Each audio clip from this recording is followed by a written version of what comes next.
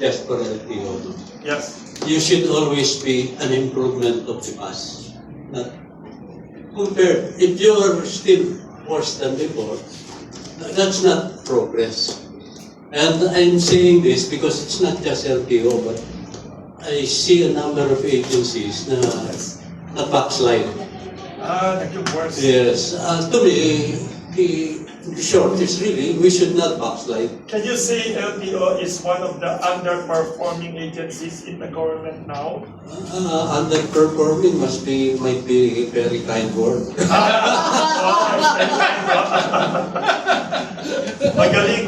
Magaling si Mr. Rene Santiago and very brutally frank and honest. Thank you, ho. Next, to give a summary of the situation, the true situation of LTO and what we hope can change there, Ms. Ayla Yubienko, 40 plus years din sa ICT industry, pero mukhang bata pa rin, ho. Medyo mahirap. Yung ako talagang sa ICT lang ako and system. So when I was with LTO, talagang nag-focus ako sa mga improvements ng LTMS. And marami kaming na-implement. And si Bernard naman, implementing this in the different offices. So ako talagang sistema, yung connection to IC, yung connection ng mga PMBICs, ako yung nag-oversee niya. No? Lahat ng mga government agencies na kailangan i-connect. Unfortunately, yung LTFRB, yung mga ang tagal ng contract. Hindi hanggang umalis na ako, 2 years, hindi na-signan yung mga contracts. Nakapag-sign kami with MMDA, no? BOC may contract, pero I think recently they've completed an automated link. Parang API na lang, so walang manual intervention. So, yung comment ko is sana ipagpatuloy yung magagandang features ng LTMS. I know it's very expensive to maintain the contract of LTMS. It ends this December. No, pero government, since old na yan ng government, kailangan may ipalit tayo better than LTMS. So, we can develop a similar system na locally developed, so mas mura. Pero it will take time. No? Hindi pwedeng ura-urada papalitan mo sa December, hindi kayang palitan na yung LTMS. So there should be a strategy to phase out the LTMS as it is now. Kasi sa ngayon, walang capability ang LTO to maintain LTMS. Wala. Wala talaga. Walang technical people. They cannot. So everything is being done by the German people. So expensive talaga. So the German system is very good. No?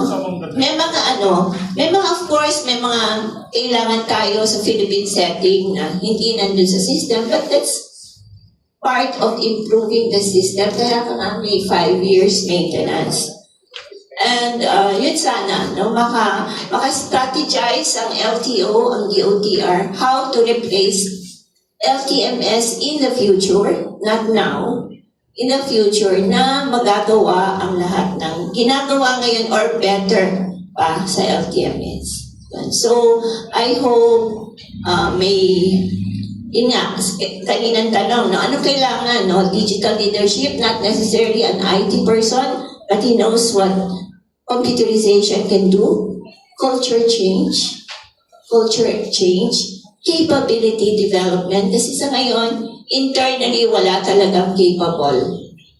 Siguro 1 or 2 or 3 people, mga naalis pa sa MIT, no?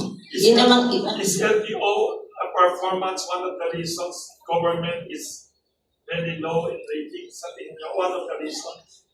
I cannot really say, no? Pero ang dami kasing clients ng LTO. And right now, the public is very confused. No? So yan yung sana mapagpatuloy what LTMS is doing, hindi lang magpalit ng sistema just for the sake of changing.